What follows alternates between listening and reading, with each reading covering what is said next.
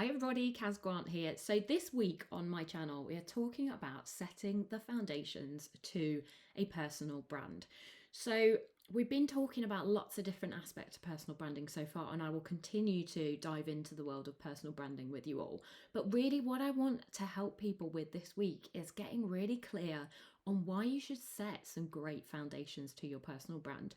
Because if you haven't, it's kind of like building a house, isn't it? Like, if you just pop the bricks to a house on just some land, like your house will probably go and stand up for a while, but as soon as some weather hits, it'll knock it over, or damage will happen further down the line, it'll leak, it will just like fall down eventually. So that's the same with your personal brand and your social media channels as well. If you've not got the foundations set, it doesn't matter what content you're posting, what things you're sharing with the world, who you're reaching out to, you're not going to get the response that you want from that.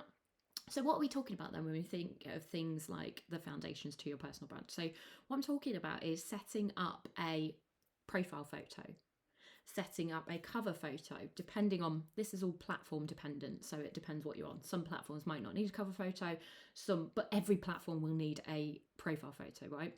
Not every platform will need a bio, but some platforms and most platforms will. Not every profile will have a about section, but some will. So whatever platform you're on and whatever kind of basic settings that you need to do, you need to get those nailed from the start. So we've gone through in previous weeks, and definitely in the podcast, the brand new podcast, have a little look at episode 3 if you haven't already, but get clear on everything that you want your personal brand to be, who you are at your core, all the aesthetics behind it, how you want everything to look and how you want everything to feel from your personal brand from an outsider's perspective as well. Have a little look at that, and that will dictate the kind of profile setup that you need. So let's dive in then. So looking at your profile image, so many times I get contacted, I'm just going to talk about LinkedIn here, but this again goes for all different platforms. But I get contacted by people on LinkedIn every single day. And I get new connection requests, new follower requests every single day. And it really, really just makes me feel like a bit of an ick. When someone reaches out to me, when someone speaks to me, when someone asks for a connection request, when someone tries to connect with me and I've got to say, yes, I know this person or not, and they haven't even got a profile picture, or their profile picture is so unclear, or they've got about 5 people in their profile photo and it's like, which one are you? On your actual personally branded LinkedIn, I'm not talking about your company one, like company one, yeah, you might need a company graphic or a logo on that. And this is why people trust those ones less, right? But on your personal LinkedIn, on your personal Instagram, on your personal Facebook, I want to see who I'm talking to. Every time you pop up in a message, on a comment, on your stories, on whatever, it shows that profile image. So I want to know straight away, who are you? If I can see your face and it's clear and it's just you and you're looking the way that you want to portray to me, I don't know, if you want to portray that you're a serious lawyer and you are a serious lawyer, then obviously do the serious lawyer pose, have professional photos, whatever. It doesn't need to be professional if you're somebody else. You can take a selfie, but again, stand in front of a light source like your window or a ring light. Stand in front of something that makes your face super clear. Have a clean backdrop. I wouldn't stand in front of this right now. It's got this cabinet. I would stand in front of maybe this wall, because that, with my face in front of it, I will really stand out in front of that. I don't choose to wear this colour because my personal brand is all about pink. I've got pink on my nails though, so I'm redeeming myself today. But so on my profile photo, I'm going to include a bit of pink in there. Pink is a great colour, and certain colours out there just pop a bit more as well. When people see that pink, they think, oh, Kaz. It's like those split-second decisions and those split-second judgments that people make, they make on your profile picture. So make your profile picture a great one. Make it kind of, it doesn't have to be serious and corporate if you don't want it to be. And if that's not your target audience, then don't be serious and corporate. Be fun you. Stand out from the crowd. Wear something that you would wear a color that you would like to wear. Don't even have to be in a suit nowadays, even if it's on LinkedIn, right? Wear what you're comfortable with wearing, but make it clear so that I know who I'm speaking to. That also then goes for your cover photo as well. Like I see so many people reaching out then with a cover image that is like a picture of a car. Is it even their car? I don't know. I am not even a car person. Like I could not tell you what that car is. It's a red car. It's got wheels, whatever. I don't know. Right. So again, looking at your cover photo, does it represent what your profile is going to be all about?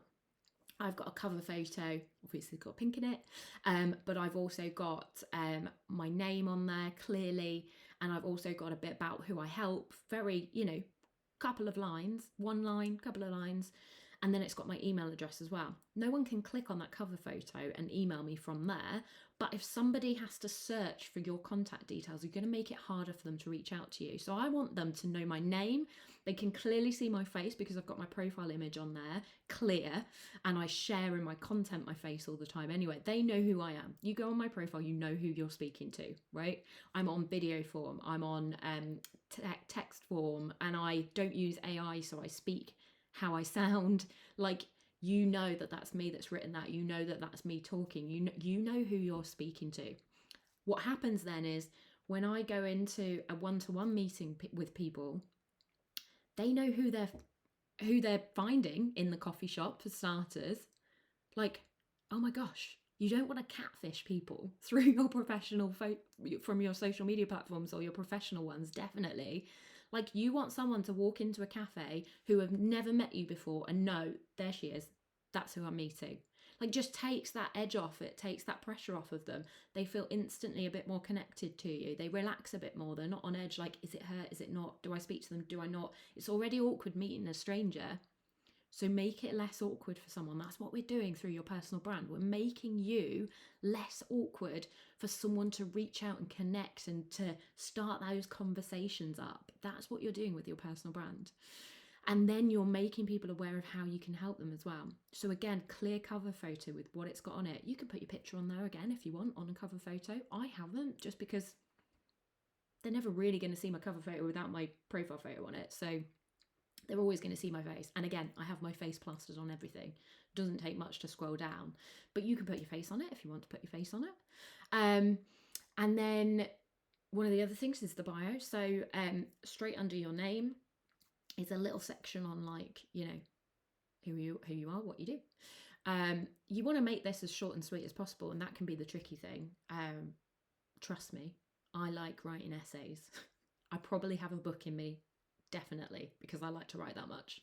But I've kept mine short and sweet. I tell people what I do and how I can help them. That's it. I haven't put Kaz Grant, brand strategist, FYP, ZXW, MBA, blah blah blah blah blah blah blah, all these letters, initials, like my title, and then that, like, brand account manager. What does that do? I don't know.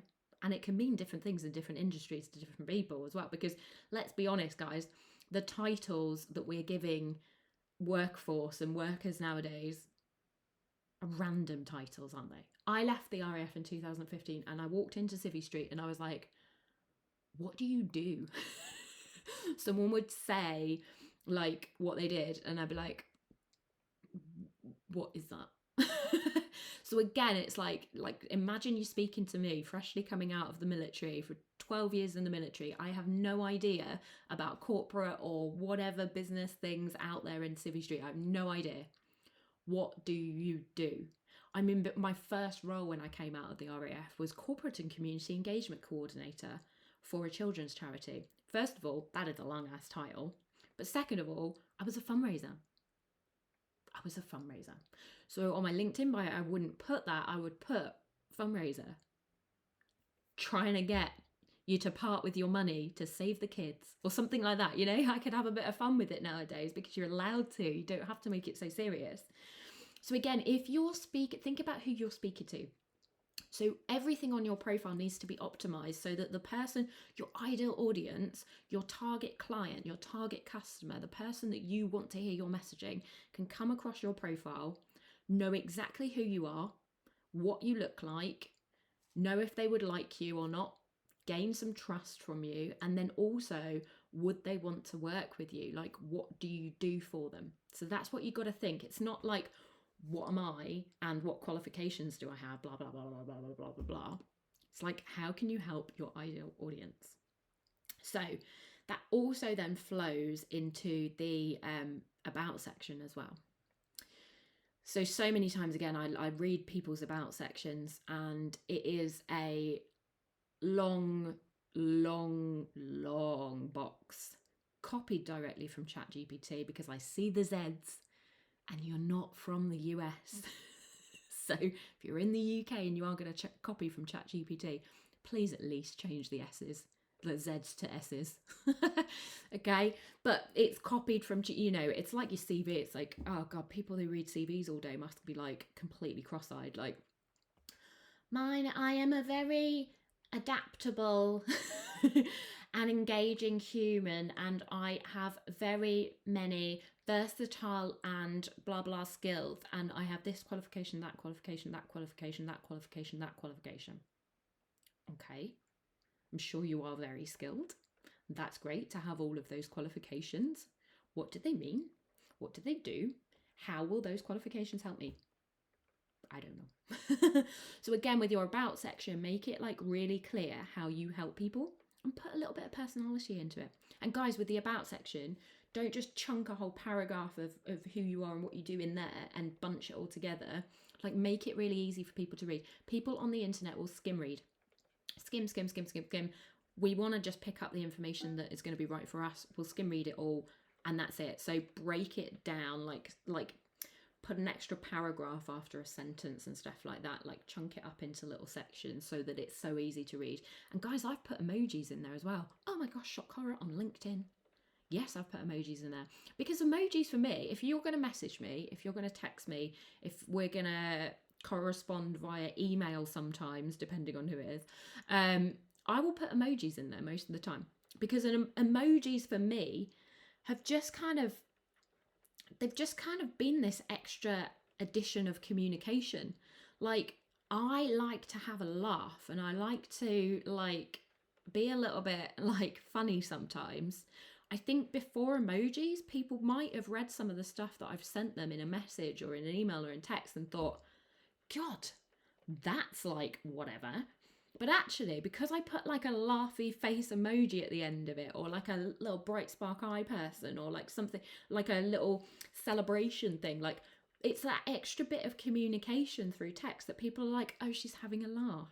Oh, she's being funny. Oh, she's excited. Oh, she's celebrating. Like, it just gives people that extra feel. So don't be scared of putting emojis in there either. Again, depending on what you do. Yes, if you are a lawyer and you are taking things very, very seriously, and your brand is very serious, and you're trying to target your ideal audience of very serious people as well, you might not want to. But if you are a normal human being who's trying to attract normal people, even as a lawyer, right? You could be a lawyer, your client could be me. I don't want to go to stuffy corporate up themselves lawyers. I really don't. That's not my bag. I don't want to go and speak to them. I don't want to feel small and stupid. If I have any questions, I won't ask those stuffy lawyers any questions. I want to go to someone who's like me, who will have a bit of a laugh, who will explain it in a clear way, and then also who I can ask questions without feeling stupid to. Same with my accountant, same with any HR professionals, same with everybody. So if your ideal audience is someone like me, like, think about that. Like, how are you coming across to them? So that's your profile. And then also look at, like, optimize everything. Like, people should be able to contact you at the click of a button. Like, where's your website link? What brand have you got? What business is yours? How can people get in touch with you? How can people contact you? Can they follow you? Can they connect with you? Like just make stuff pop out as easy as possible, so that they don't have to think twice or search for how to get in touch with you. Like, they literally can just get in touch with you like that. Boom. So that is all about setting the foundations. And guys, you can do this at any point. Like, even if you've been putting yourself out there online for ages, you can go back and have a little bit of an audit of your profile any time you want. And actually, this is one of the things that we do at Quirq as well. we're not just going to set your personal brand going and create content and get everything out there for you without first auditing your profile and has everything, is everything optimized there? Great. If not, we'll change it. If it's set up, great, let's go. Let's create the rest of the stuff then and get you out there even more. But let's get these right first. So I hope you've got a bit from that, and I will be back next week with another video. And also we do have the brand new podcast as well. So every single week we're going to be sharing more information on the podcast about how you can personally brand in 2024 and beyond. So if you don't want anyone's help personally branding and you want to do it yourself, go and check out that podcast. If you need any help personally branding because you're like, you know what, you're struggling, you're a one-man band, you've got a business that you're trying to get off the ground, you've got like busy family life, kids, you're trying to keep healthy, you're trying to go to the gym, you're trying to do all of these things, and you're just at that point now where you're like, oh my gosh, I want to create personal brand because I know how beneficial it is and I know that that can reap rewards and people will start coming to me, but bloody hell, I just haven't got the time to do it. Contact me, speak to me, and we can chat through the powers of Quirq. We are a personal branding agency, so we help busy people to do their personal branding for them, so you don't have to struggle on your own, and you also get the strategy, and you'll also be doing the right things to personally brand from the start as well. So if you've got the budget, get the professionals in to do it. If you haven't got the budget, learn through all the free content I'll be sharing and create your own. And then maybe when you've built your brand up to the level where you have got that return, get in touch with us then and we'll take that off your hands. So that's Kaz, and I will be back on your screens next week. Have a good week, everyone.